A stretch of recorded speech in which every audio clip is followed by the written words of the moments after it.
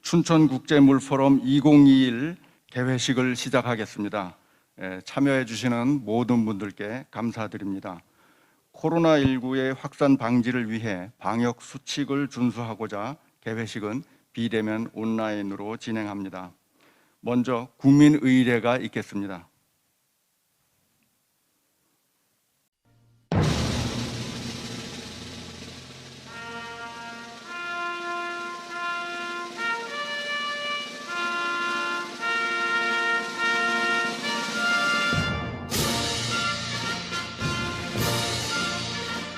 나는 자랑스러운 태극기 앞에 자유롭고 정의로운 대한민국의 무궁한 영광을 위하여 충성을 다할 것을 굳게 다짐합니다.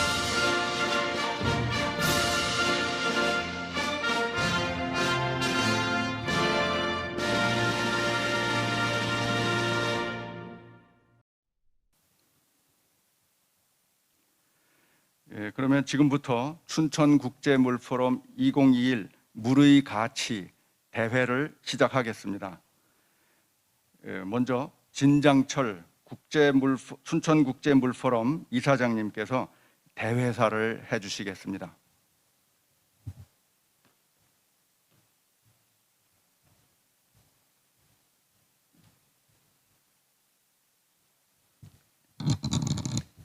여러분 반갑습니다. 춘천국제물포럼 이사장 진장철입니다.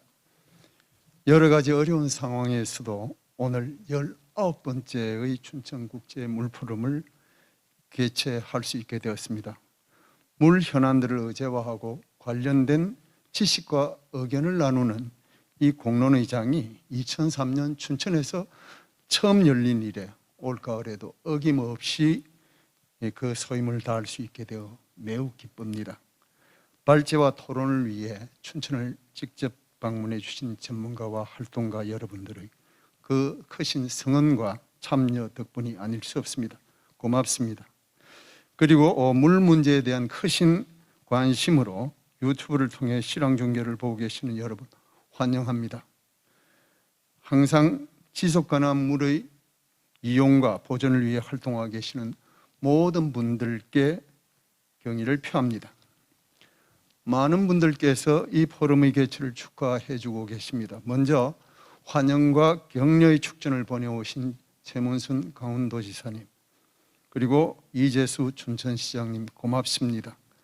특히 유엔의 물재해 고위급 전문가회의 의장으로서 국제사회의 물 논의에 늘 큰 역할을 해오신 한성수 전 국무총리님께서 축하와 성원의 영상 메시지를 보내오셨습니다. 박재현 한국수자공사 사장님께서도 축하 영상 메시지를 보내주셨습니다. 포럼 조직위원회 모두의 마음을 담아 감사의 인사를 전합니다. 또한 이번 포럼을 위해 기조연설을 준비해 주신 조명래 전 환경부 장관님과 로익 보숑 세계물위원회 회장님 대단히 고맙습니다. 춘천물포럼 2021의 대주제는 물의 가치입니다. 이미 유엔 물위원회는 2021년 세계물개발보고서 물의 가치 평가를 내놓고 있습니다. 이에 포럼 조직위원회는 사회적으로 새로운 물의 가치 평가에 기초하여 보다 지혜로운 물관리 정책의 수립을 촉구하면서 물의 가치를 이번 포럼의 대주제로 정하였습니다. 춘천국제물포럼은 지금까지 물과 민주주의, 물과 재해 등 다양한 주제들을 다루어왔습니다. 지난해는 물과 자연을 주제로 자연성의 회복을 함께 논의하였습니다. 이런 모든 논의의 기제에는 물의 가치가 당연히 전제되어 있다고 그렇게 이해를 해왔습니다. 물의 가치를 평가하려는 별도의 노력은 없었던 셈입니다. 사실 대부분의 사회가 물의 가치를 제대로 평가하지 못하고 다양한 정책들에도 효율적으로 반영하지 못하고 있습니다. 일반적으로 공공의 정책을 수립하면서 물 의제는 여전히 후순위로 밀리고 있는 실정입니다. 그런 점에서 우리가 이번 포럼을 통해서 물의 가치를 다시 한번 되새겨 보고자 합니다.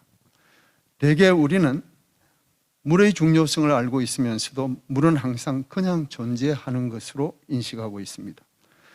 물의 이 가치를 깊이 있게 알아차리지 못하고 평가의 노력마저도 굳이 외면하기까지 합니다. 물의 가치를 경제적 관점에서만 평가하려는 노력이 또 사회적 저항을 받기도 합니다.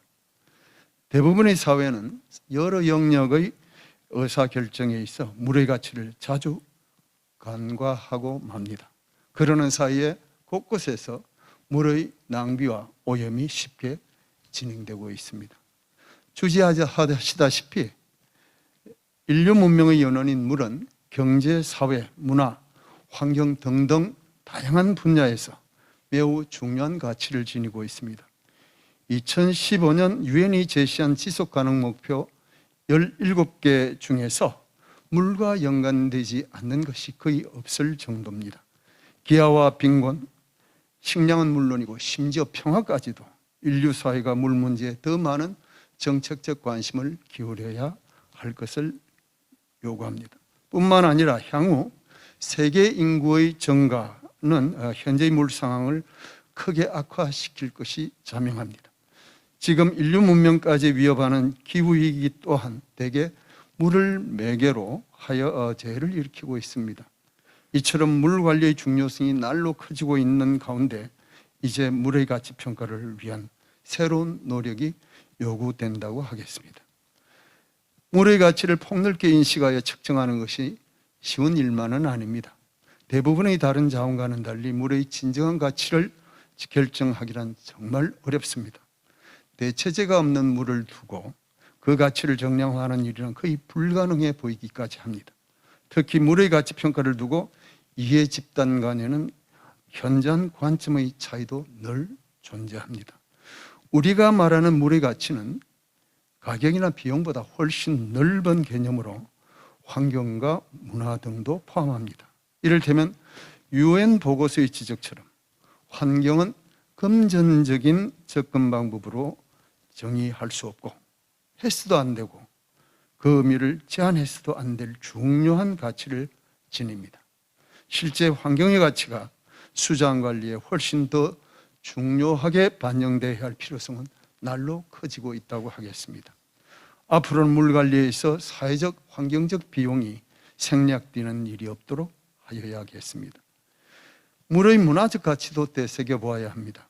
자원으로서의 물이 사회 경제적 시스템에 의해 생산된다고 본다면 당연히 그 사회의 문화가 물의 가치를 인식하고 형성하며 사용하는 과정에 직접적인 영향을 미치게 됩니다. 이는 과학기술적 역량뿐만 아니라 그 사회의 물 문화도 대단히 중요하다는 것을 뜻합니다. 물의 사회 문화적인 무형의 가치를 강조하는 것이 물의 가치 평가를 더욱 어렵게 만들기는 하지만 물의 가치에 대한 사회적 인식을 확산할 중요한 동력이 될 것은 분명합니다. 이번 포럼은 2개의 국제 세션을 포함한 11개의 세션에서 33개의 발제를 준비하였습니다. 아직 물의 가치 평가를 본격적으로 논의하지는 못합니다. 다만 각 세션에서 기후위기가 물과 하천관리, 지하수 가치 제고 등의 주제를 논의할 때 물의 가치 평가를 중요한 요소로 고려하게 될 것입니다. 춘천국제물포럼 2021은 오늘부터 이틀간 진행됩니다. 지식 나눔과 소통이 이루어지는 이 공론의장에 참여하신 모든 분들의 건승을 기원합니다. 그리고 물의 도시 춘천의 이 멋진 가을 풍경을 함께 즐기시길 바랍니다. 감사합니다.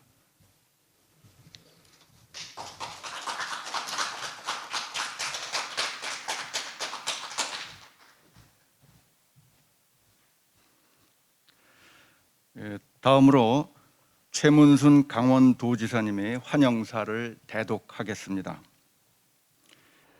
춘천국제물포럼 2021 개최를 강원도민과 함께 진심으로 축하드립니다. 강원도는 우리나라 경제 성장을 위해 에너지를 공급해 왔습니다. 과거에는 석탄과 석회석을, 현재는 물과 전기를 공급하며 대한민국 경제 발전의 밑바탕을 자리하고 있습니다. 아울러 강원도민들은 강원도가 대한민국의 허파와 물줄기라는 자부심을 가지고 있습니다. 오늘 포럼의 대주제인 물의 가치는 강원도 춘천 발전의 새로운 전기를 마련하고 우리나라 산업의 근본 양태를 바꿀 수 있는 동력입니다. 올해 19번째를 맞는 춘천국제물포럼이 춘천의 으뜸 자원인 물의 가치가 미래로까지 지속될 수 있도록 앞장서 주시길 기대합니다. 다시 한번 춘천국제물포럼 2021의 개최를 축하드리며 내년에는 많은 분들과 현장에서 만나 뵙기를 기원합니다. 감사합니다. 강원도지사 최문순 드림. 다음으로 이재수 춘천시장님의 축사를 대독하겠습니다.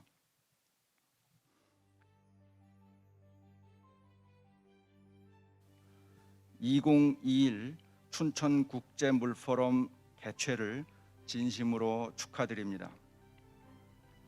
지난 2003년 물민주주의라는 주제로 처음 시작한 춘천국제물포럼은 올해로 19회째를 맞이하였습니다. 물에 대한 다양한 시각과 논의된 내용은 우리나라 물 정책 수립의 나침반이 되었습니다. 특히 올해 주제가 물의 가치라고 들었습니다. 생태 및 자연 환경의 가치뿐 아니라 빅데이터를 이용한 물의 관리와 물로 인한 다양한 사회 문제까지 폭넓은 논의가 진행되리라 기대합니다. 춘천은 전체 면적의 6%를 물이 차지하는 명실상부한 물의 도시입니다. 춘천의 상징인 의암호를 관광자원으로 만들고자 내수면 마리나 사업을 추진하고 있습니다. 이와 동시에 의암호 일대를 국가정원으로 조성하기 위한 준비도 해가고 있습니다.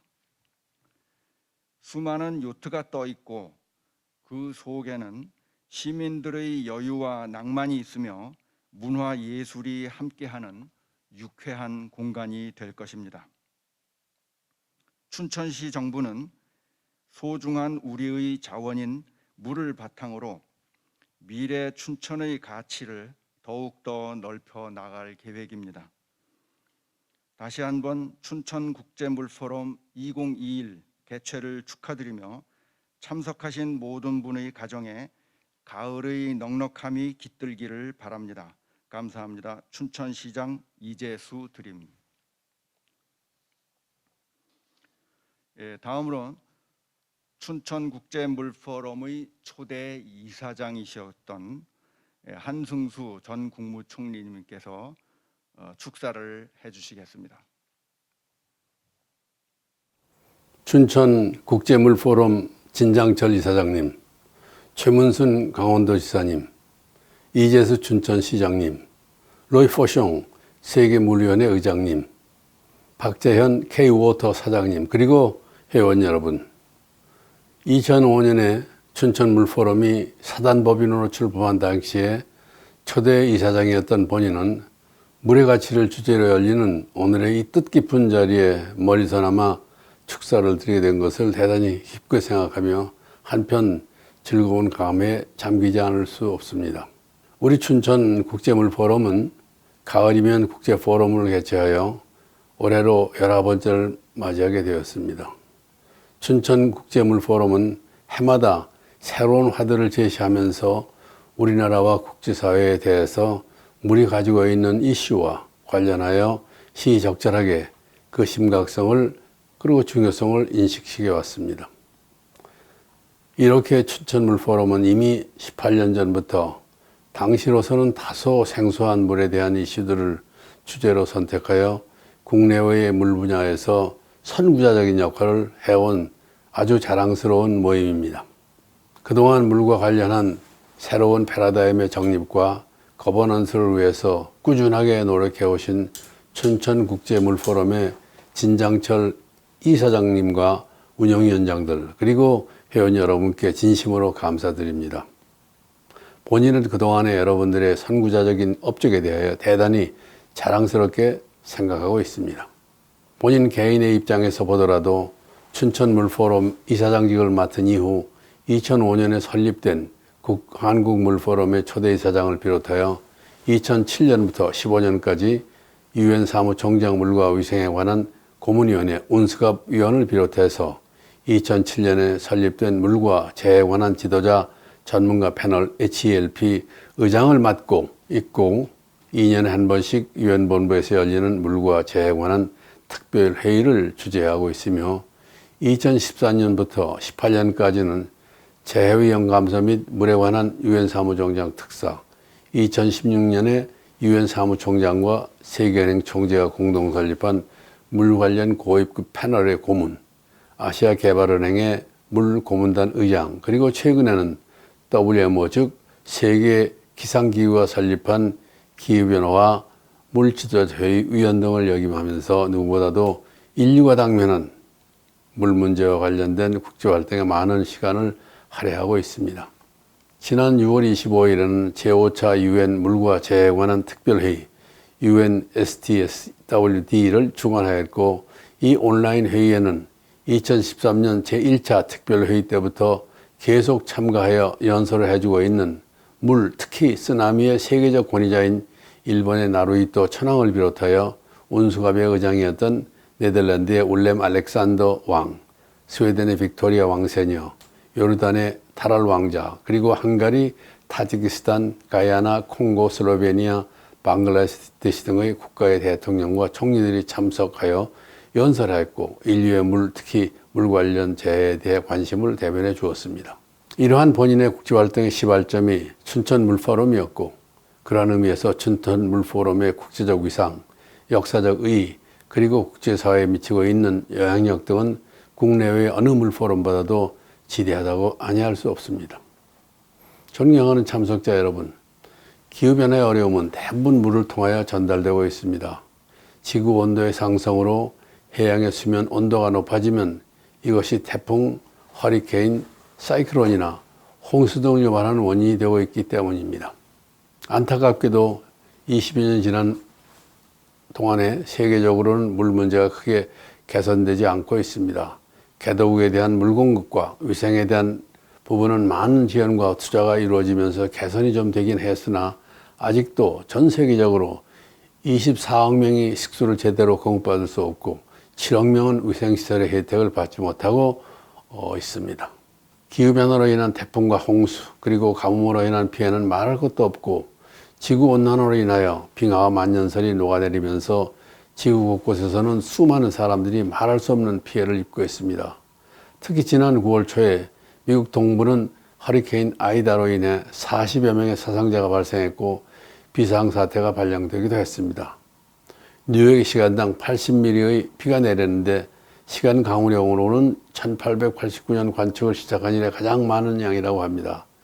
뉴저지 정부는 이렇게 비가 온 적도 홍수가 난 적도 없었다.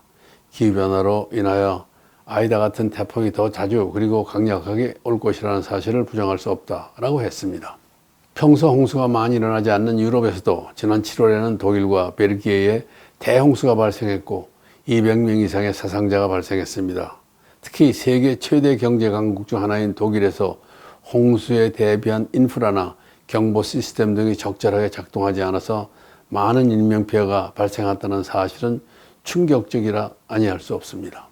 독일과 벨기에에서 이렇듯 많은 사상자가 발생한 반면 이웃나라의 네덜란드에서는 같은 규모의 홍수가 발생했어도 희생자가 한 명도 발생하지 않았습니다. 네덜란드는 국토가 해수면보다 낮아 홍수에 취약한 국가로 잘 알려져 있습니다. 지난 수십 년간 기후위기와 도시화에 대비해서 전 국토를 홍수와 해일로부터 보호하는 델타 프로젝트를 수행하는 등 네덜란드는 기후변화에 맞춰 인프라와 사회안전망을 구축해왔고 지난 7월의 홍수 당시에도 피해 위험이 있는 지역의 주민들을 적절히 대피시켜 희생자 제로를 달성할 수 있었습니다. 네덜란드는 지난 50년간 기후위기에 대비하는 사업을 꾸준히 추진해 왔습니다. 특히 빌렘 알렉산더 네덜란드 국왕은 저와 함께 세계 국제사회에서 지난 20년 이상 유엔 사무총장 물과 위생 자문위원회를 비롯한 물 관련 재해, 식수 공급, 위생 등 물과 기후 변화 분야에서 실질적인 활동을 함께 해오기도 했는데, 이러한 국왕의 활동이 네덜란드의 기후 변화 대응 전략과 궤를 같이 한다고 생각합니다. 이번 유럽 대홍수는 앞으로 극한 기후 재난이 발생했을 때를 대비하여 평상시에 어떻게 준비를 하고 또 위급한 상황에서 어떻게 대응할 것인가를 극명하게 보여주는 좋은 사례라고 하겠습니다.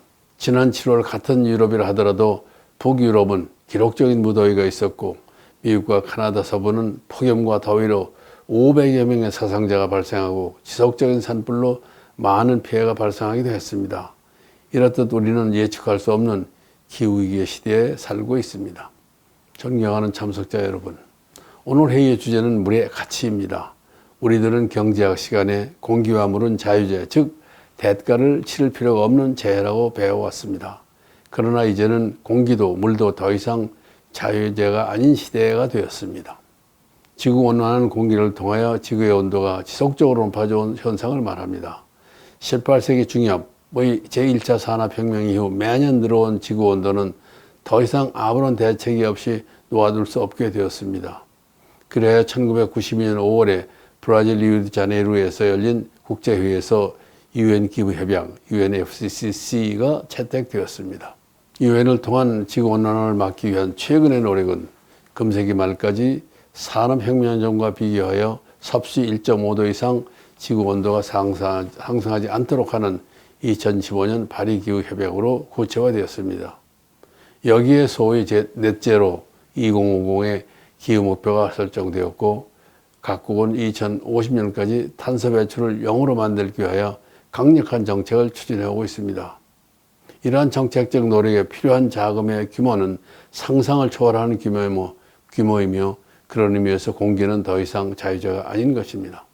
최근 우리나라를 비롯하여 많은 나라들과 기업들이 넷제로 2050, 즉 2050년까지 탄소 배출을 0으로 하자는 계획을 지지하면서 동참을 선언했습니다. 이는 인류의 미래가 아닌 지금 당장 우리 눈앞에 보이는 오늘의 기후위기를 극복하는 데 필요한 대안입니다. 그러나 넷제로 2050이 말처럼 손쉽게 이루어질 수 있다고 생각하는 사람은 아무도 없습니다. 더구나 코비드-19의 대유행으로 국제무역과 교류는 물론 국내의 각종 활동마저 위축되어 있는 상황에서 우리는 앞에 놓인 기후위기를 헤쳐나가면서 물 문제를 해결해야 하는 이중의 어려움을 직면하고 있습니다. 물의 가치는 다양합니다.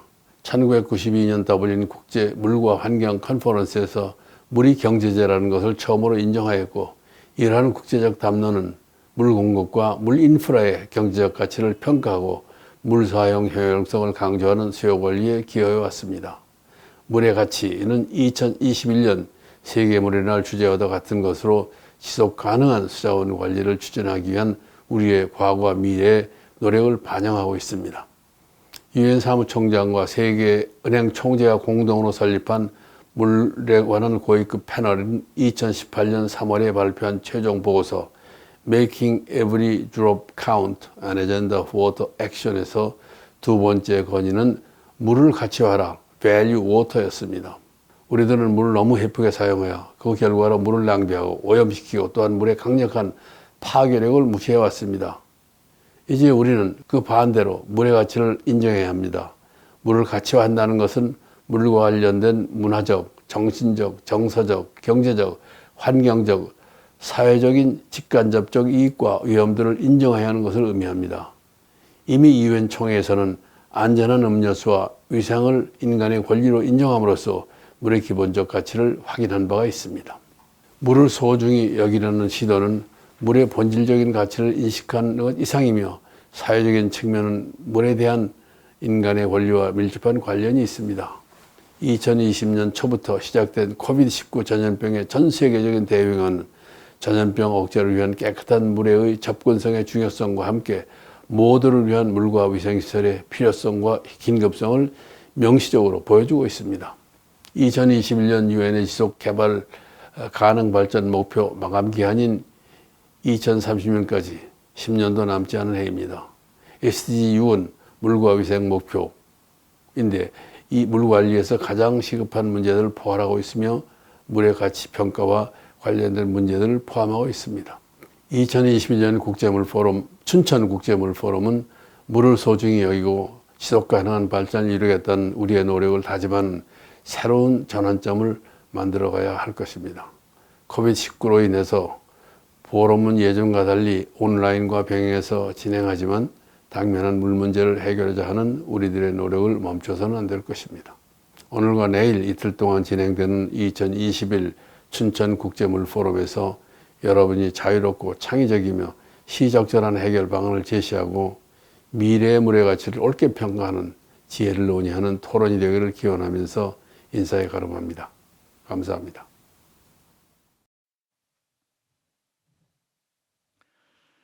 다음은 박재현 K워터 사장님께서 축사를 해주시겠습니다.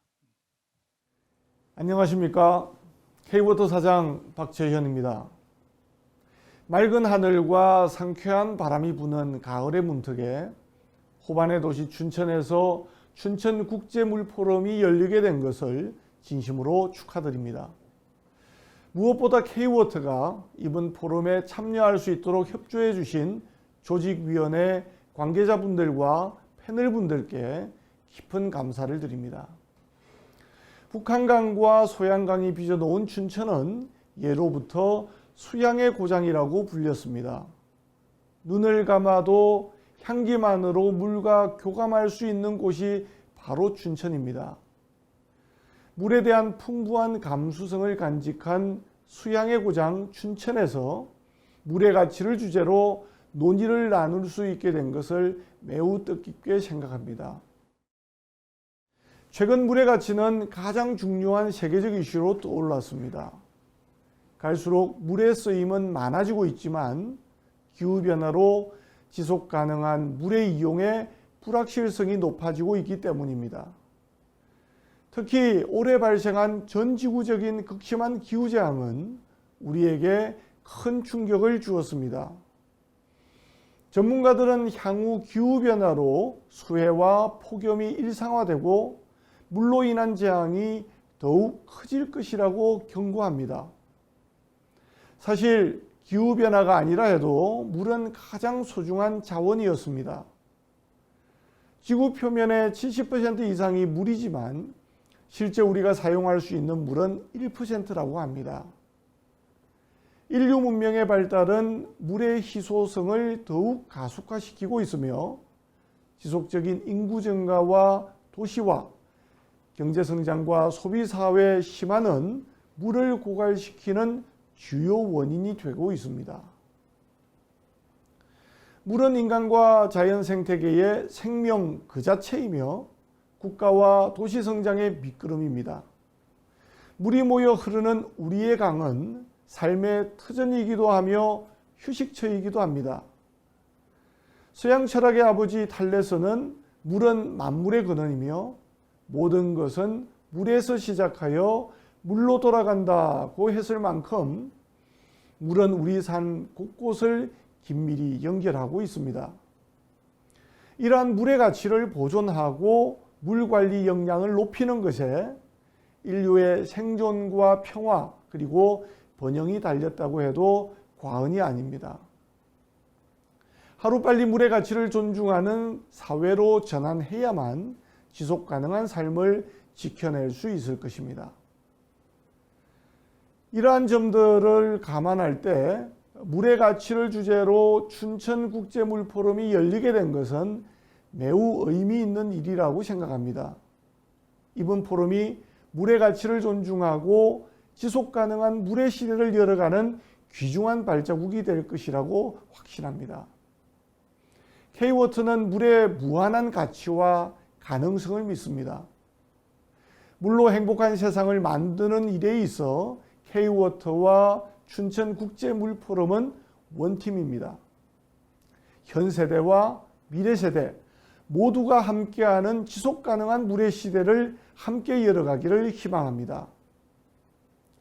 다시 한번 춘천국제물포럼의 개최를 축하드리며 각계각층의 전문가분들께서 참여하신 만큼 심도 있는 토론이 펼쳐지고 더욱 실효성 있는 방안이 논의되기를 바랍니다. 또한 물 관련 관계자분들의 유대를 강화하는 뜻깊은 시간이 되셨으면 합니다. 감사합니다.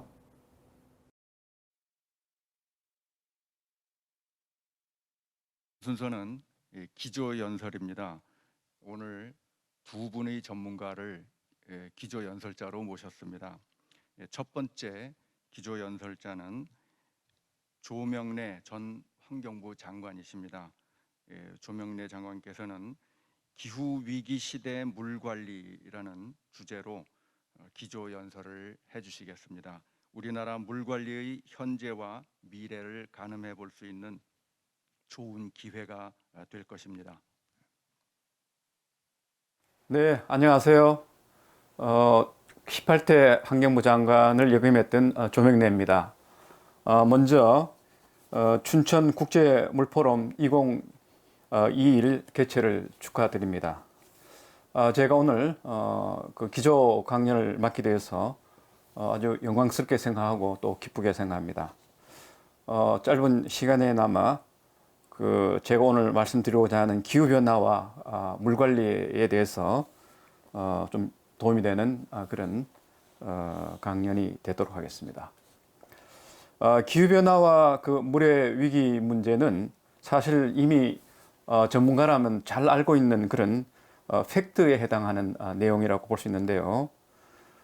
최근에 그 IPCC라고 기후변화에 관한 정부 간 협의체에서 보고서를 새로 냈는데 지난 10년간 2021년부터 2020년 사이에 지구의 평균 온도가 산업화 이전에 비해서 1.09도 올랐다는 그런 새로운 보고를 했습니다. 종전에는 그 대개 1도 이하의 상승에 대해서 여러 가지 수치들을 제안했습니다만 이번에 최초로 1도 이상의 상승이 이루어진 그런 수치를 제시했습니다. 그리고 아울러 국제사회에서 지금 어느 정도 그 합의가 되어서 추진되고 있는 1.5도씨 달성에 대한 것도 이번 보고서에서 1.5도씨의 달성이 당초 그 예상보다 한 10여 년 정도 빨라질 것으로 이렇게 수정 예측을 했습니다. 다시 말씀드려서 당초에는 2030년에서 2052년 사이에 산업화 이전에 대비해서 1.5도가 오를 것으로 예측을 했습니다만 이번 보고서에서는 그 기간이 2021년에서 2040년으로 12년간이나 당겨졌습니다. 그 이야기는 지구의 온도가 우리가 지금까지 생각했던 것보다도 더 빨리 오르고 있다라는 것을 말해주는 겁니다. 그만큼 기후 위기가 가속화되고 있다는 것을 의미하는 것인데요. 그 동보고서에 한다면 1.5도씨 이른바 지구 온난화에 도달하게 된다면 이른바 50년 만에 한 번 올 수 있는 극한 고온의 빈도가 무려 8.6배나 증가할 것으로 예상을 하고 있습니다. 또 온도의 강도도 고온의 온도의 강도도 2도씨 이상 오를 것으로 지금 예상을 하고 있기 때문에 그만큼 앞으로 기후변화는 더욱더 가속화된다라는 것을 말해주고 있습니다. 우리나라는 지난 100년간 세계 평균보다도 무려 2배나 온도가 올랐습니다. 현재와 같은 온실가스 배출이 계속된다면 21세기 말에 가서는 폭염일수가 현재보다도 무려 3.5배가 증가할 것으로 예상을 하고 있어서 우리나라가 어느 나라보다도 기후변화의 영향에 많이 노출될 것으로 예상을 할 수 있습니다. 자, 문제는 이와 같은 그 기온의 상승이 단순한 온도의 상승으로 끝나는 것이 아니라 다양한 기상 변화를 초래하고 있다는 그런 점이 되겠죠. 이 부분도 여러분들이 잘 아시는 내용인데요. 기후변화로 지구의 평균 온도가 1도가 높아지면 이 대기상의 수증기의 함량이 7% 증가한다고 합니다. 만약 이렇게 그 대기상에 수증기가 많아지면 이 해양과 대기의 에너지 변화가 생기게 되고 이런 것이 바로 다양한 기후 변화를 초래하는 하나의 원인이 이제 되는 것이죠. 그래서 대기와 해양 간의 물순환이 가속화돼서 폭우라든가 가뭄이라든가 뭐 이런 등등 현상이 지역 간의 다양한 편차를 만들어내면서 지구의 생태계에 많은 교란의 결과를 이제 초래하게 된다는 겁니다. 실제 그 연평균 기온이 0.5도 오르게 된다면 강수량이 14.8% 증가한다는 그런 분석 결과가 나와 있습니다.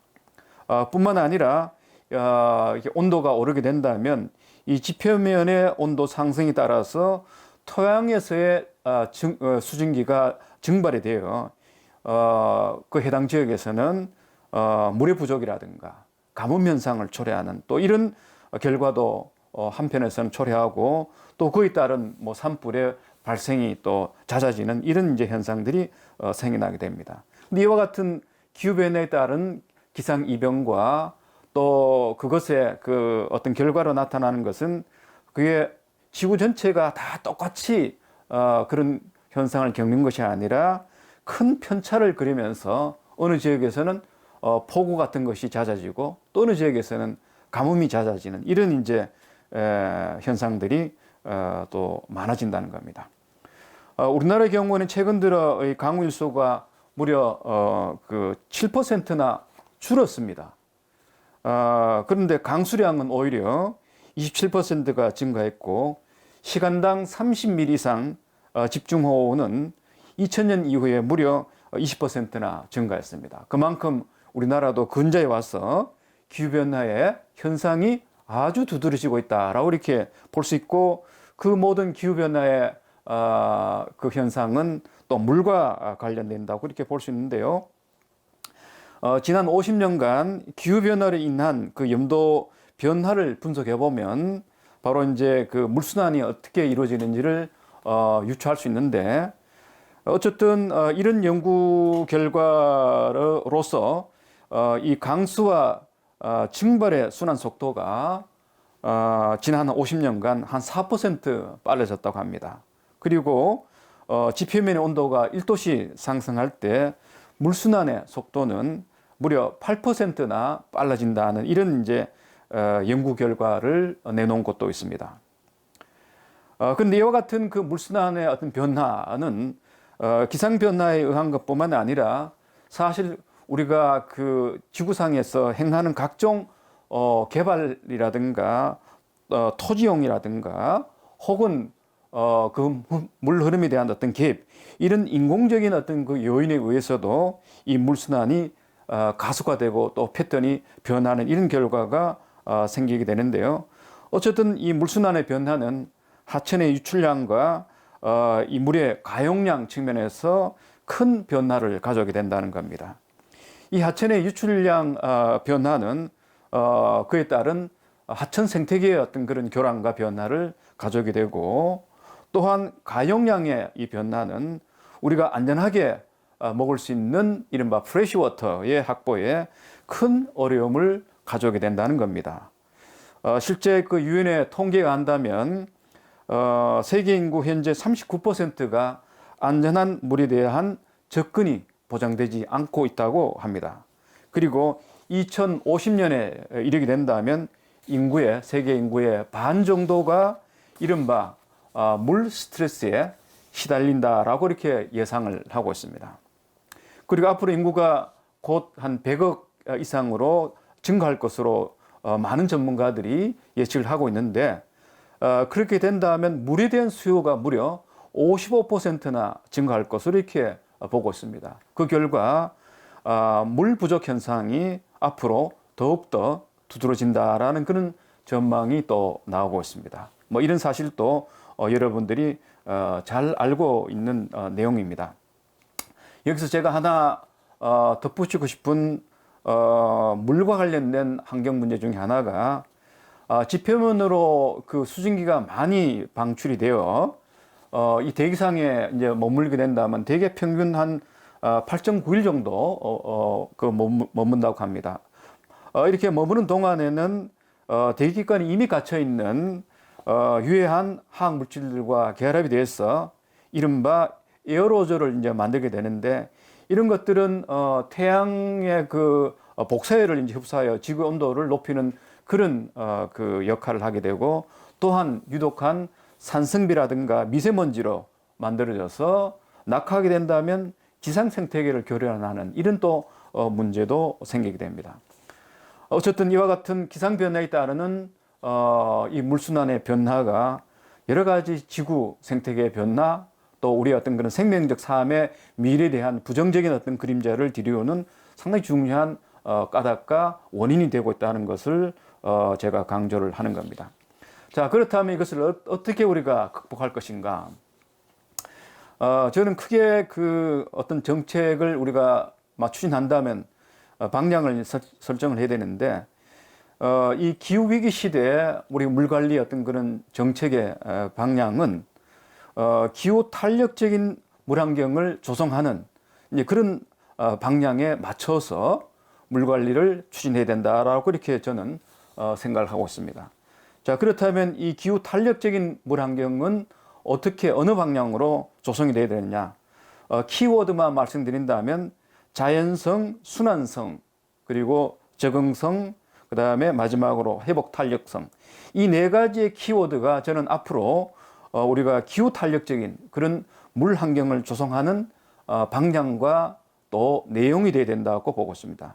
자연성이라는 것은 물 흐름이 자연스러움을 이루는, 뭐 그렇게 해서 이 물 관리가 자연 기반을 이룰 수 있도록 해야 될 것 같고요. 우리가 그 자연성을 회복한다는 것은 물순환을 회복한다는 것과 같은 것이고, 이 그 물순환은 결국은 강우, 침투, 이용, 재활용이 자연의 어떤 흐름에 따라서 이루어지기 때문에 그만큼 우리가 물 관리가 또 쉬워지겠죠.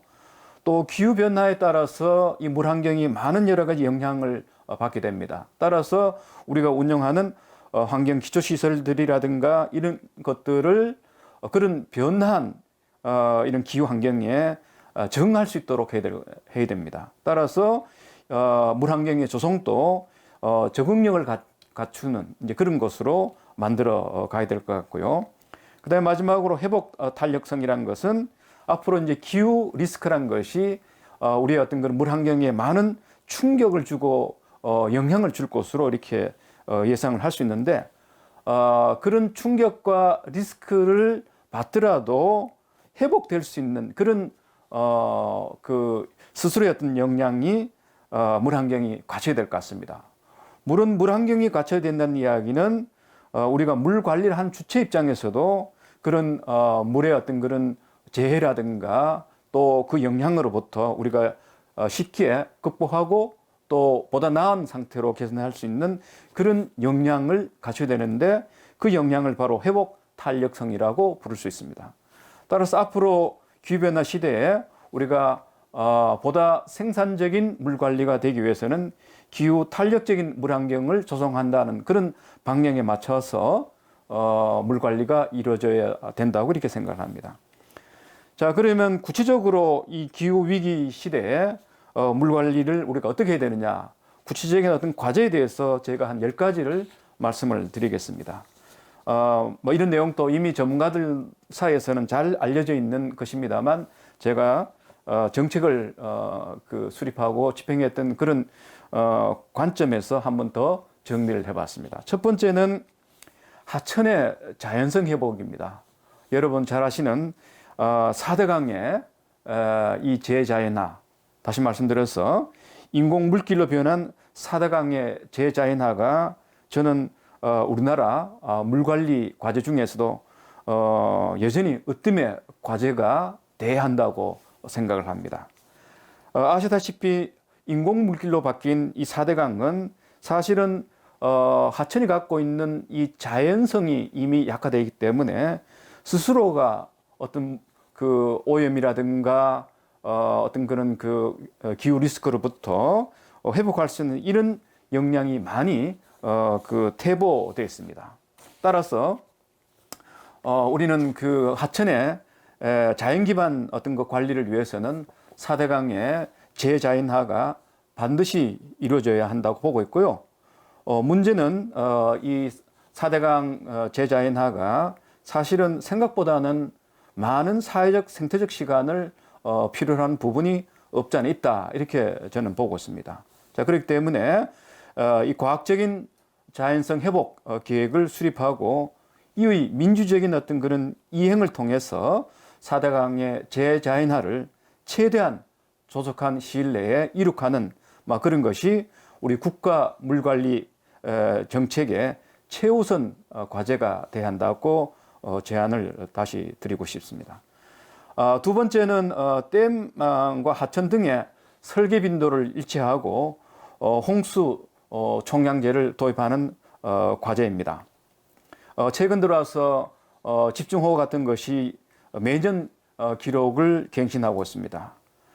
그만큼 집중호우로 인한 그 홍수량이 댐으로 과도하게 유입되지만은 현재 지금 우리의 그 댐 관리는 예측 가능하지도 못하고 또 그 가둬놓은 물을 방류할 때는 하류 하천이 그걸 감당해내지 못해서 제방의 어떤 그 붕괴라든가 침수라든가 이런 무리한 재해가 반복적으로 또 광범위하게 일어나고 있습니다. 자, 이런 문제를 특히 작년에 제가 장관으로 재임하고 있는 동안은 특히 남부 지역의 이와 같은 그 재해 발생으로 많은 그 어려움을 사실 겪은 바가 있고요. 또 전격적으로 많은 또 숙제를 우리가 그 당시에 갖게 됐었습니다. 어쨌든 이 증가하는 홍수량을 대응할 수 없는 댐의 구조적 문제로부터 댐과 하천 간의 설계 빈도의 차이, 하천 시설의 노후화, 그 다음에 부실한 관리, 그리고 하천 시설별 관리의 분절성, 그 다음에 이걸 뒷받침할 수 있는 전문 관리 인력의 부족, 여러 가지 조건들이 현재와 같은 이런 그 하천의 자연재해가 반복적으로 발생하는 저는 이유라고 보고 있습니다. 따라서 이와 같은 그 결과를 가져오는 요인에 대한 정확한 분석과 또 그것에 그 바탕을 둔 어떤 그 대안의 모색이 아주 시급하다고 볼 수 있는데요. 이 중에서 이미 말씀드렸던 댐 하천의 설계 빈도 향상과 일체화, 그리고 연계 관리 시스템의 구축, 홍수 총량제의 어떤 도입, 그 다음에 국가 하천, 지방 하천, 소하천의 관리 체계의 통합 운영, 그 다음에 지자체의 하천 관리의 어떤 그런 역량을 높이고 또 각종 그 하천 관리 기관과 협력, 그 다음에 주민들과 소통을 강화하는 이런 것들이 지금까지 겪었던 하천의 어떤 다양한 그 재해들을 우리가 극복할 수 있는 탄력적으로 대응할 수 있는 그런 하나의 그 조건이 된다고 보고 있습니다. 그 다음 세 번째는 물 관리의 스마트화입니다. 이 기후 탄력적인 하천 관리를 위해서는 먼저 이 수치 모델을 기반으로 해서 도랑이라든가 하천이라든가 소하천이라든가 중하천, 국하하천 등에서 물이 얼마만큼 흐르고 있고 또 우리가 얼마만큼 치수 사용하고 있는지 또 얼마만큼 방류를 하고 있는지 이에 대한 물수지 분석이 정확하게 이루어져야 합니다. 또한 이 스마트 센싱이라든가 스마트 미터링 등을 통해서 확보한 이런 빅데이터를 가지고 IT를 이용해 그 도출한 물 사용의 최적화 및 수계 관리 모델을 근거로 해서 물 관리가 이루어지도록 해야 될 것 같습니다. 이를 위해서는 댐, 하천, 지하수, 하구 등 유형 내 물 관리 모든 과정을 디지털하고 AI 등을 접목한 운영 플랫폼의 구축과 운영이 저는 아주 중요하다고 보고 있습니다. 이와 같은 그 물관리 인프라의 스마트화는 정부가 추진하고 있는 그린 뉴딜이라든가 디지털 뉴딜과 결합해서 추진할 수 있는 그런 저는 국가적 과제라고 하는 생각이 듭니다. 그 다음 네 번째는 국토의 함수 제고입니다. 이른바 녹색댐을 많이 건설하고 다기능적인 그 홍수토와 같은 물토를 많이 확보하고 수자원을 다양하게 연결하는 블루 네트워크를 통해서 국토의 함수 역량을 늘리게 된다면 그만큼 우리가 기후변화 시대에 어떤 그런 물 문제를 아주 탄력적으로 대응할 수 있는 그런 자연적인 어떤 그 기반을 또한 갖추게 된다라고 생각하고 있습니다. 그 다음에 다섯 번째는 도시의 물순환 부분이 되겠는데요. 도시 물순환은 이미 우리 정부에서 추진하고 있고 지자체들이 많이 추진하고 있는 그런 도시정책 과제이자 환경정책 과제입니다만 사실은 아직까지 우리가 물순환 이런 여러 가지 사업들이 우리가 목표한 바를 제대로 달성하거나 실현하는 정도까지 제대로 된 물순환이 이루어지는 그런 정책의 추진 단계까지 와 있지 않다는 것이 저희 생각입니다. 도시 물순환 정책을 훨씬 더 전국적으로 그리고 도시적 규모에서 추진하기 전에 우리가 이 도시 지역이 앞으로 겪게 되는 기후 환경의 문제를 조금 더 심각하게 생각을 해봐야 될 것 같습니다. 현재 이 그 도시는 지표상의 그러니까 이 지구상의 표면 면적의 2%를 차지하고 있을 정도로 아주 작은 지역입니다만 세계 인구의 55%가 그 2%의 땅에 거주하고 있고 세계 GDP의 80%가 바로 2%의 그 땅에서 생산이 되고 있고 세계 에너지의 66%가 바로 2%의 땅에서 소비가 되고 있고요. 또 그리고 온실가스와 같은 이 탄소 배출의 75%가 이 도시에서 다 이루어지고 있습니다. 그만큼 이 기후 문제는 사실은 도시 문제고 기후 문제의 어떤 그런 해결도 마찬가지로 우리가 도시 문제 해결을 통해서 이루어져야 하는 이제 그런 상관관계를 갖고 있다는 것을 우리가 아주 냉철하게 생각을 해봐야 됩니다. 자, 이렇게 기후 문제와 도시 문제가 연결되어 있다는 측면에서 양자를 연결해서 풀 수 있는 중요한 하나의 수단 중에 하나가 저는 무엇보다도 도시의 물순환 회복이라고 보고 있습니다. 자, 이 물순환은 그만큼 도시의 물순환이 안 된다는 것을 강조하는 것인데요. 우리 전국 토를 보게 된다면 이 불투소 그 면적, 다시 말해서 물이 침투하지 않는, 순환하지 않는 그 땅의 면적이 한 7.7%에 해당합니다만 서울 같은 도시는 무려 반 이상이 비가 와도 물이 땅으로 스며들지 않는 그런 불투수 면으로 이렇게 되어 있습니다. 따라서 이 불투수 면적률이 20% 이상이 되면 수질 문제라든가 수소 생태계 문제라든가 물재해 등의 여러 가지 다양한 문제를 야기하기 때문에 도시 물순환 사업은 우리가 앞으로는 더욱더 이 도시적 규모에서 전국적으로 시행해야 되는 그런 중요한 기후 위기 대응 도시 어떤 그런 정책 과제다 이렇게 보고 있습니다. 아시다시피 물순환은 크게 한 세 가지 부분으로 나눠지는데 우선은 이 침투 능력의 보존과 표면 유출 억제를 통해서 이 도시의 수질 정화를 도모하고 또 이 저류 기능을 확대하는 그런 부분이 있고요. 그 다음에 지하수라든가 하수 처리수라든가 중수도와 같이 벌어지는 물을 재이용하는 이제 그런 측면도 있고요.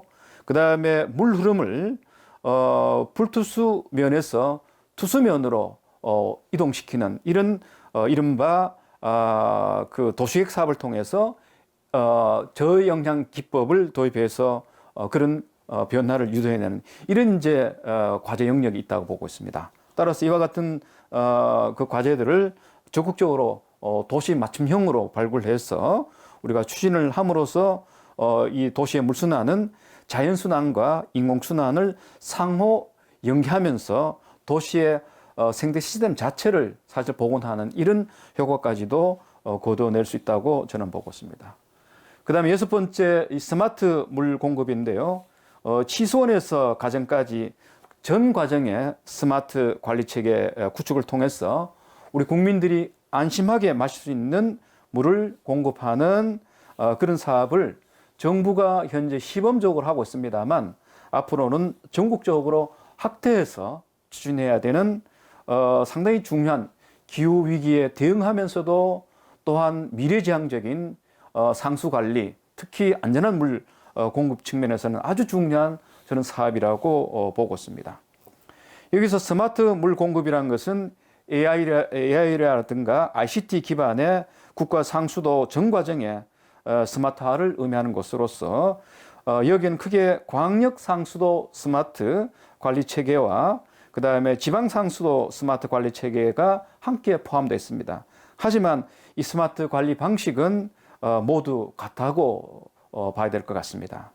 다시 말씀드려서 스마트 물 관리라는 것은 AI라든가 ICT 기반으로서 취수원의 실시간 수질 모니터링, 그 다음에 정수장의 전체의 정수 처리, 공정 운영의 자동화, 그 다음에 관망 관리 차원에서 수질, 수량, 수압, 실시간의 어떤 모니터링, 이를테면 수량과 수질의 그 감시라든가 제염이라든가 자동 드레인이라든가 관세착, 누수 탐지 등과 같은 이런 것을 실시간으로 우리가 ICT 어떤 여러 가지 기법과 장치를 이용해서 시행을 할 수 있도록 해야 될 것 같고요. 그 다음에 이 그 모니터링 정보를 스마트폰이라든가 인터넷을 통해서 실시간으로 전달해서 주민들이 실제 수질이라든가 수량이라든가 이런 것들이 어떤 상태인지를 파악할 수 있도록 해야 될 것 같습니다. 만약 이렇게 된다면 우리 국민들은 이제는 안전한 물에서 안심한 물로 수돗물을 이제 인식하게 되고, 그렇게 된다면 지금보다 훨씬 더 많은 국민들이 수돗물을 음용할 것으로 보고 있습니다. 따라서 이 물 공급의 불안정성과 그 다음에 불확실성을 최소화한다는 측면에서 이 스마트 물 공급은 도시의 기후 탄력성 제고에 아주 중요한 기여 요소가 된다고 보고 있습니다. 자, 그 다음에 7번째, 물 흐름의 전 과정에서 탄소 저감을 이루는 그런 과제가 되겠습니다. 이것은 2050년 탄소 중립에 맞추어서 물 관리의 모든 부분에서도 탄소 저감, 나아가서 탄소 중립을 이룩하도록 해야 될 것 같습니다. 자, 이렇게 하기 위해서는 노상수도 정비를 우리가 할 때 누수 저감이라든가 에너지 최적화 등과 같은 탄소 저감을 사전적으로 고려하는 그런 정비 방법을 적용해야 되고요. 노후 물환경 기초시설 정비에는 처리 그 장의 신증설 및 개량 사업 설계 단계부터 고효율 설비라든가 기기 등을 도입하도록 해야 될 것 같고요. 하수 결함 관료의 교체라든가 보수를 할 때는 에너지 효율성을 우선적으로 반영을 해야 될 것 같습니다. 특히 하수 찌꺼기라든가 가축 분뇨 등을 바이오가스하고 또 이를 이용해서 수소를 생산하거나 시설이라든가 우리가 부지를 이용해서 태양광이라든가 풍력 등과 같은 재생 가능 에너지를 생산해서 화석연료 사용을 우리가 만약 대체하게 된다면 지금의 환경 기초 시설은 그 자체가 지역의 이른바 R200 거점 시설이 저는 될 수 있다고 보고 있습니다. 그러니까 아울러서 이 물 관련 재생 에너지 이른바 수열 에너지 같은 혹은 태양광 에너지 같은 수상 태양광 같은 이런 물 관련 재생 에너지를 육성하여 이 수변 지역에 이를 이용하여 R200을 실현하는 그런 탄소 중립 지구 조성도 전국적으로 확대할 필요가 있다고 하는 생각이 듭니다. 여기서 제가 전국적으로 확대해야 된다는 이야기는 이미 춘천의 의암모 주변에 그 수요를 이용해서 데이터 산업을 유치하고 또 거기다 가동시키는 이런 이른바 춘천 수열 클러스터 조성 사업을 하고 있습니다. 저는 이와 같은 사업을 춘천만이 아니라 전국의 주요 유역권에 설치를 해서 아주 모범적인 그런 탄소 중립 지구를 조성을 해야 된다, 이렇게 보고 있습니다. 그 다음에 8번째 이 물자국 인증제 도입이 되겠습니다. 이 기후변화와 환경오염으로부터 이 지구의 위기를 막는 하나의 수단 중에 하나가 우리가 바로 개인적 차원에서 물 소비를 줄이는 것이 되겠는데요. 이를 위한 하나의 수단이 바로 물자국, 이른바 워터 풋프린트제를 도입하는 것이 되겠습니다. 이것은 물에 대한 수요를 줄이는 그런 측면도 있습니다만 이런 제도를 우리가 광범위하게 시행을 하게 된다면 농업으로부터 제조업에 이르는 산업 전 분야의 탄소 배출을 또 줄이는 그런 효과도 있게 된다는 겁니다. 따라서 이 탄소 발자국에 이어서 만들어진 이 물 발자국은 특정 식품의 생산의 시작부터 완성까지 소비되는 물의 양을 수치로 나타내는 그런 것이 되겠습니다. 자, 이것은 네덜란드 학자에 의해서 제안된 것으로 알고 있는데요. 가령 우리가 커피 한 잔을 마실 때 거기 우리가 쓰는 물이 그 담는 물이 한 250ml가 됩니다. 하지만 우리가 마시는 그 커피를 생산하기 위해서 커피 나무를 육성하거나 또한 그 제조하는데 전체 드는 물은 130m에 달한다고 합니다. 다시 말해서 우리가 마시는 커피 한 잔의 물의 양에 비한다면 500배의 물이 사실은 그 커피 한 잔을 마시는데 들어간다는 그런 뜻이 되겠죠. 그만큼 우리가 이 먹거리를 생산하는데 많은 사실 그 물이 소요되기 때문에 어떤 먹거리를 우리가 취하느냐에 따라서 사실 물 사용량이 많이 줄게 됩니다. 이를테면 우리가 1kg을 기준해서 보게 된다면 소고기는 1,500리터, 그 다음에 쌀은 한 1,600리터, 그 다음에 토마토는 한 200리터 정도의 물을 쓰게 됩니다. 다시 말씀드려서 육식보다도 채식을 하면 그만큼 우리 그 지구상에 물을 덜 쓰게 되는 그런 효과가 생기게 됩니다. 또한 우리가 음식물을 폐기하는 과정에서도 막대한 물을 또 우리가 쓰고 있습니다. 전 세계적으로 13억 톤의 음식 폐기물을 우리가 방출을 하고 있는데 이것을 처리하기 위해서 170조 리터의 물을 소비하고 있습니다.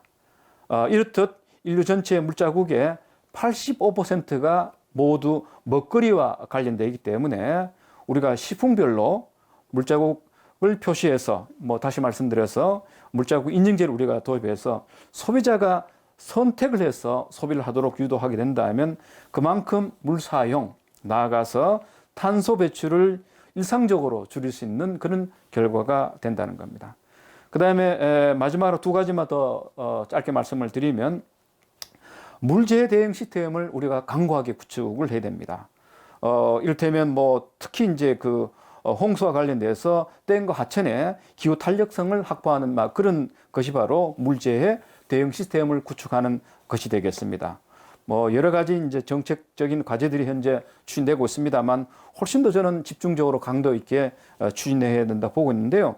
이를테면 홍수 방어 기준의 강화라든가 홍수 조절 용량의 확대라든가 댐 수문의 방류 예고제라든가 그다음에 하천 자연형 홍수 저감 시설의 조성이라든가 자연 개발의 홍수 저감 기술의 개발 등 여러 가지 지금 방안들이 연구되고 있고 또 제시되어 있고 현재 제공되고 있습니다만 이런 IT 기반의 기술을 이용해서 재해 대응 시스템을 우리가 강하게 구축을 하는 것도 기후위기 대응 물관리의 중요한 내용이 되겠습니다.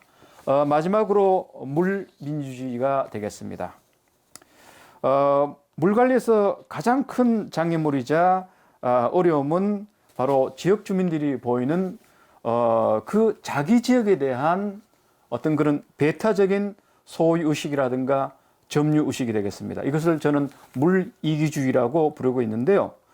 물행정과 정책을 담당했던 그런 입장에서 보게 된다면 어떠한 선진적인 그 물행정과 정책도 우리 물이기주의의 극복 없이는 결코 실현할 수 없다 이렇게 보고 있습니다. 자, 따라서 우리가 물이기주의를 어떻게 극복할 것인가? 물론 이 물이기주의도 나름대로 이유가 있을 수 있기 때문에 우리가 그것을 그냥 배관시할 필요는 없습니다. 따라서 우리가 이 물에 대한 이 유역 주민들의 의식과 태도를 어떻게 합리적이고 민주적인 것으로 바꿔내느냐 이것이 저는 중요하다고 보고 있습니다.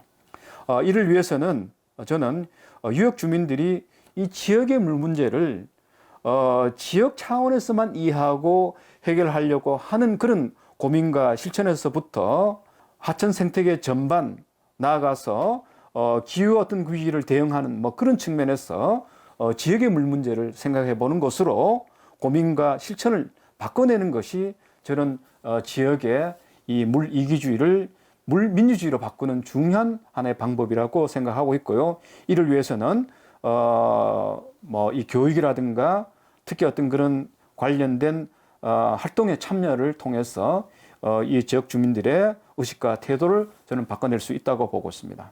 자, 이렇게 해서 제가 지금까지 한 10가지의 기후위기 시대에 어떤 대응을 위한 물관리 과제를 소개를 했습니다만 끝으로 아주 짧게 이걸 어떻게 우리가 추진할 것인가 3가지를 제가 아주 축약적으로 말씀을 드리겠습니다. 첫 번째, 이 모든 물관리 어떤 추진은 2050 탄소 중립과 연계해서 추진해야 된다. 이렇게 저는 이야기를 하고 싶습니다. 다시 말씀드려서 기후위기 대응형 물관리는 2050년 탄소 중립의 틀 내에서 추진돼야 하고요. 그 다음에 실행 과제들은 그린 뉴딜들과 연계해서 추진함으로써 실행력 담보뿐만 아니라 탄소 중립 사회로 나아가는 하나의 방안이 되도록 해야 될 것 같습니다.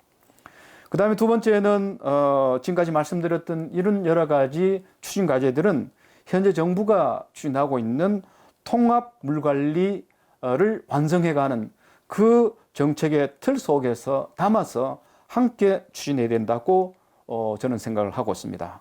다시 말씀드려 정부가 이미 추진하고 있는 수량과 수질의 통합관리, 지하수와 지표수의 통합관리 등 이와 같은 이 통합 관리를 유역 기반의 통합 물관리 체제로 구축해서 특히 우리가 지금 다루고 있는 국가 물관리 계획의 어떤 내용에 담아서 조속한 시일 내에 이 통합 물관리를 실행하고 또 완성하도록 해야 될 것 같습니다.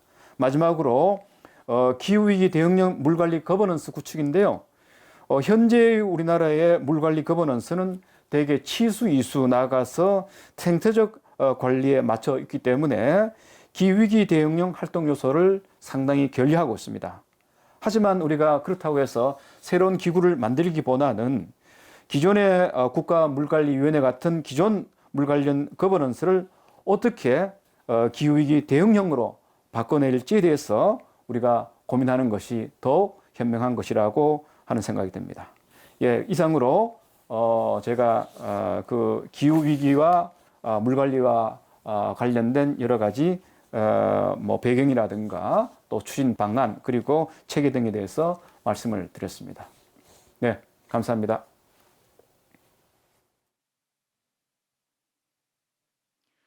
네, 아주 귀중한 좋은 강의를 해주신 조명래 전 환경부 장관님께 다시 한번 감사드립니다. 예, 다음 기조 연설자는 로익 퍼숑 세계물위원회 위원장이십니다. 예, 오늘 강의의 주제는 The Future of Water, Opportunity and Risk, 물의 미래, 위기와 기회라는 주제로 기조 연설을 해주시겠습니다. Dear Korean friends, dear friends of water, the earth is thirsty, and when the earth is thirsty, man is hungry. The countries are not only thirsty of water and hungry of food, they are craving for development and progress. While global population is increasing, so are its living standards, calling for additional amounts of water every day. Water surrounds us, brings us together and stimulates us. But when water is scarce, not only its absence generates tensions and crises between communities and countries, but it also threatens the environment and global ecosystems. The world is in danger because water is in danger. Therefore, everyone is in danger. But the problem is that in all the burning issues which the world is facing, water, in all its aspects, is still struggling to become one of the most urgent political priorities. Water is important because with water comes life, comes food, comes peace, and its scarcity enhances food crises and conflicts for its access. Water is now an essential element of geostrategy and, as such, a component of geopolitics. This is the reason why we must pay particular attention to its presence or absence. In addition, there is a new emerging obligation to share water between man and nature. As a matter of fact, man's impact on nature is so strong that nature cannot preserve itself nowadays. We must respond to the requirements of human development and at the same time to the respect of nature by maintaining biodiversity and protecting ecosystems. This emerging obligation is enhanced when knowing that the main threat on water conservancy comes from demographic growth. To answer global population, ever-growing needs which cannot be fulfilled only with the use of non-renewable natural resources, man had to adapt landscape to this use. He created infrastructures and facilities, dams, channels, thus modifying the environment in a way that is already partly beyond repair. Indeed, this excessive urbanization not only consequently reduces the amount of non-renewable resources, but also generates pollution and waste that modify, alter, or destroy the functionality of ecosystems, both on a local and global scale. These two threats are showing that demographic growth and climate evolution are intimately linked, the former automatically leading to a degradation of the latter. This is why it's urgent for nature conservancy that we learn to consume less and to consume better. Limiting these effects requires the use of cleaner production methods, in particular through technical progress, human demography, and preservation of the ecosystems. Why is nature so important for water conservancy? We need nature to protect water, but nature cannot be protected without water. Nature preserves water. Nature filters water. Nature maintains the quality and quantity of water. So we must understand the need to share between human beings, but also between human beings and nature. It's our mission as citizens of the world to guarantee water security for us all and by us all at every level possible. And to ensure this mission, the World Water Council, our council, works on three pillars. Knowledge, which is to be shared and not begged. Financing, which is not to be adapted and not granted. And governance, which is to be accepted and not forced upon citizens. First of all, the first pillar, knowledge, could be defined as enhancing research to find new ways of managing water that are both economical and ecological. The more we innovate in research, the more we can bring nature-based solutions for fresh water management, thus benefiting water security. For instance, desalination of seawater using reverse osmosis is implemented in more than 70 countries around the world at an acceptable cost. The reuse of wastewater is also a significant step forward that will gradually gain attraction. In Singapore, for example, since more than 10 years, river water and water from wastewater in treatment plants have been mixed together. This idea has also been implemented in Tunisian and Moroccan parks, gardens, golf courses, and soon farming fields. However, there are still regulatory obstacles in Europe. Digitalization is also a significant step forward as it allows farmers and citizens to track their daily consumption and detect leaks in their private networks. Secondly, the development possibilities brought by knowledge are enabled by the second pillar, finance. Situation can be summed up as water is short of money, but money is short of water. One of the fundamental issues is the generalization of sub-sovereignty, which allows, for example, a city in a poor country to borrow without a state guarantee while demonstrating its ability to repay. Another issue is that some of the poorest countries and communities lack the capacity to construct programs that meet funders' bureaucratic criteria. All in all, that means that the era of water centralism is over, and that we must ensure fair distribution and complete openness. That's why the third and last pillar is governance. Water governance must be efficiently shared between the states, which ensures the resources availability and regulates its proper use, and the private sector. Then there's also the role of river basin authorities, which coordinate resource distribution and use while ensuring quality through public policy. Basin management has helped countries like Mexico, Senegal, Brazil, Korea, and many others improve their water security. Finally, there's a level of local governments and residents who are responsible for treatment, distribution, and cost collection. Therefore, if a citizen who is also a consumer gets involved in this three-level governance, the pillars are proving their efficiency. As mentioned previously, the greatest way to protect water is to leave it to nature.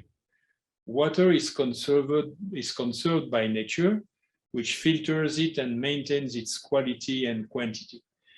That's why it's urgent that we learn to share water between man and nature. There's one more point on which I insist, and it's a sensitive one. Water reserves or water storage systems. Today, there are locations on every continent and in nearly every country where humans and nature lack water at some point. Today, as a previously stated, scarcity is a problem not only in Africa, but also in the United States, in India, in Australia, and even in France. That's why it's more than urgent to rethink the concept of dams and reservoirs. We must enter a new era of freshwater management based on the concept of aquatic biodiversity, the only sustainable way to protect biodiversity. Aquatic water reservoirs will not only protect the ecosystem, but also benefit mankind by helping it to cope with thirst. As this concept, due to its novelty, is still criticized, the World Water Forum in Dakar next March 2022 will be the perfect scenery to discuss and expose concrete solutions. As I would also like to underline, as we are talking here about cities, that to enter the continuum of water for humans, water for nature, we must stop opposing cities to the countryside, gray infrastructures to green infrastructures. For years, we've only talked about smart cities when it comes to innovation, but never about smart rural areas. Whoever guarantees water protection, who is responsible for water production, Who is responsible for the preservation of forests and rural areas? People from rural areas, not city inhabitants. Where does the food come from? The farmers, not the city dwellers. As a result, we must voluntarily but gradually shift toward adopting farmer practices that are acceptable to humanity while still ensuring that humanity does not go without the water and food it requires to thrive. Every human being should have access to the basic services. To fulfill these commitments, we must all work with a horizontal and fundamental approach. Local authorities understand things better than the central government. Therefore, mayors, local communities, and local groups must be given more responsibilities. Indeed, if there is no electricity, no water, no medical facility, no food, it's impossible to build a school in the poorest countries. This horizontal and basic approach is required, and in the future years, it will most likely become mainstream in the field of water thinking. Allow me to conclude by mentioning the right to water. It's a complicated right that is simple to declare, but difficult to enforce and apply in practice. For more than 2 decades, we have demanded that every human being have access to sufficient, high-quality water at a cost that is affordable to the poorest. Some of the numerous possible solutions include the inclusion of the right to water in constitutions, the availability of free minimum allowances or social tariffs. The solutions are political, and we must insist that they be provided. Water is politics, ladies and gentlemen, and the only way to stop water misery is for everyone to commit. This is the World Water Council's mission, but it's also ours, yours as individuals. Dear friends of water, if you should remember only one thing from this presentation, it could be water is a political issue to which every citizen has the duty to contribute. Thank you for your attention and great success to your work.